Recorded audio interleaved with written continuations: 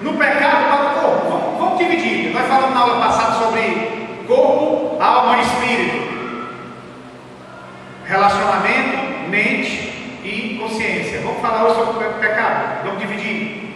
Vamos falar primeiro no pecado do corpo, que não é apenas no corpo carnalmente, mas no relacionamento entre pessoas. Um corpo contaminado não é apenas pelo vício de uma bebida alcoólica ou de uma droga inalante ou injetável, mas a contaminação, a psicologia fala do id, do ego e do superego. Então nós vamos tratar agora do id, que é o corpo. A contaminação não acontece apenas no injetável, no líquido, no fumar, não, mas acontece também quando o teu corpo não se relaciona bem com outra pessoa. Então, vamos entender que o pecado para o corpo significa você usar a sua história de vida e os seus recursos financeiros para o teu egoísmo, para a tua avareza. Eu quero que você expanda, que você clareie a sua mente para você entender que você precisa transcender agora a matéria. Você precisa entender que a nossa vida, a nossa história, a nossa economia, ela tem que ser para amar o próximo. Então, quando você usa a sua economia e a sua história de vida, o seu tempo apenas para você, mesmo que você não beba, não fume, nem usa droga, é a mesma coisa. Porque se você critica quem está usando baseado, mas também se você não tiver baseado na palavra, você é um drogado diante de Deus. Se você não estiver amando, você está embriagado pelas coisas do mundo também. Um bêbado, um ego. Então a falta de amor, meus irmãos, ela é um pecado porque ela nega a encarnação do Verbo, Cristo, aqui entre nós. Quando você que diz que é cristão, ou católico, ou evangélico, ou sem igreja, e você não tem uma história de vida para Deus, quando você não usa seus recursos, seus bens, seus talentos para Deus, você é um egoísta, um avarento, um irracional, porque você não está tendo uma razão. Você está transformando o Cristo vivo em um personagem histórico morto há 2000 anos atrás. A gente critica a violência, o roubo, a cobiça, a gula, a bebedice, a imoralidade e a idolatria. Mas quando nós não usamos o nosso sensório motor, quando nós não usamos o nosso corpo, o nosso id, para promover a presença de Cristo agora, hoje, nós transformamos esse Cristo vivo num Cristo morto, num Cristo idólatra, num Cristo morto. E a culpa é sua e minha. A Bíblia diz que nós seremos conhecidos como cristãos se nós nos amarmos. Então, se a gente não ama, a gente está matando o Cristo de novo, irmão. E Deus vê isso como falta de decisão, falta de santidade, falta de renúncia, falta de arrependimento.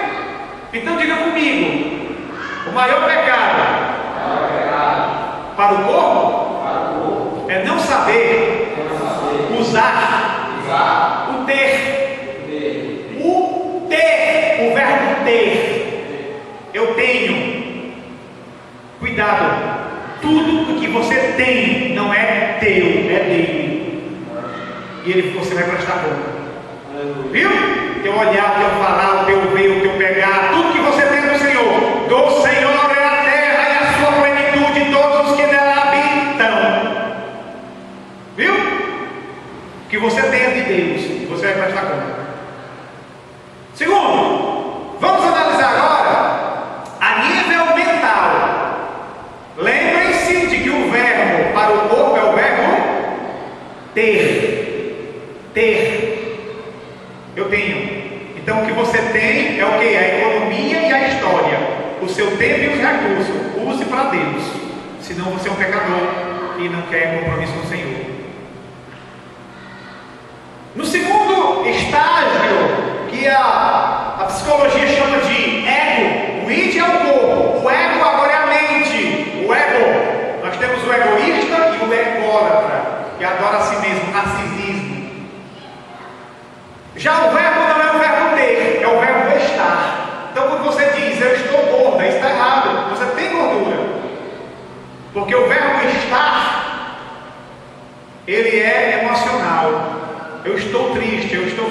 mas o verbo do corpo é o ter.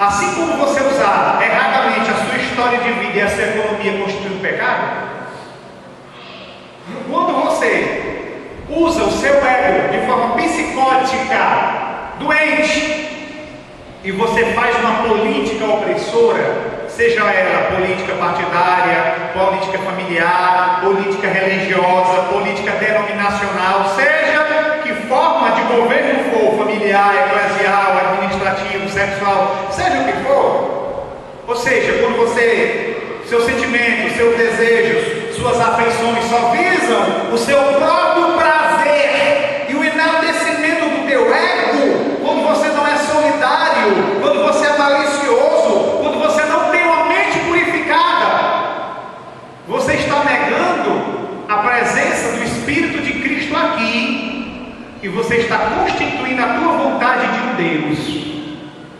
Lembra a história de Nabucodonosor?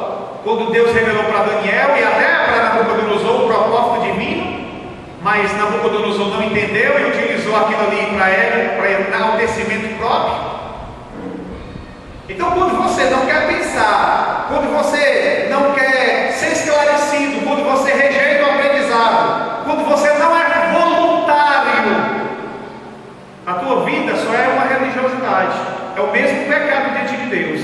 Quando você não usa o ter, a tua economia e a tua história de vida, não tem compromisso, e quando você também não está em Cristo, não está pensando em Cristo, não está refletindo em Cristo, não está tendo sentimento em Cristo, você é tão pecador como aquele que está usando coisas ruins para o corpo.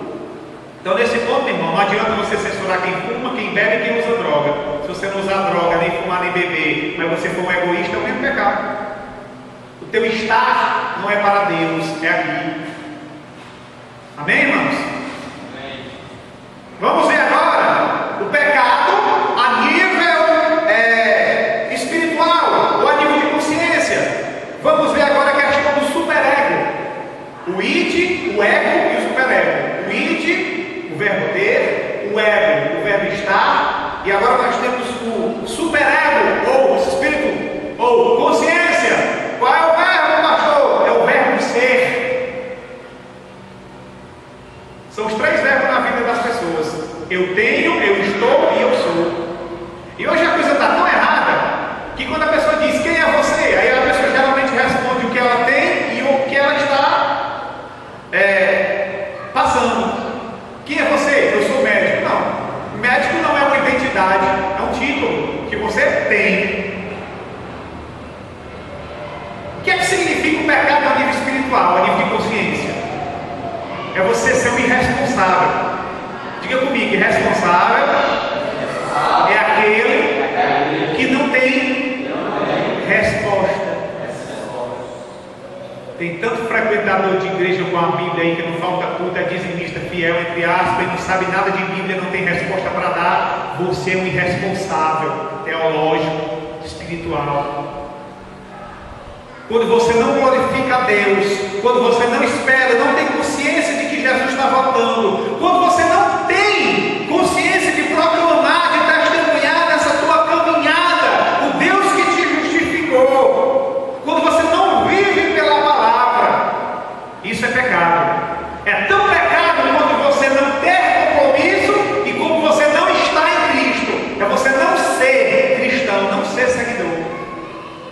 Senhor, mas no teu nome eu curei de ser demônio, eu fiz milagre, maravilha, eu te ouvi, eu comi na tua presença, nem te conheço. E você acaba, irmão,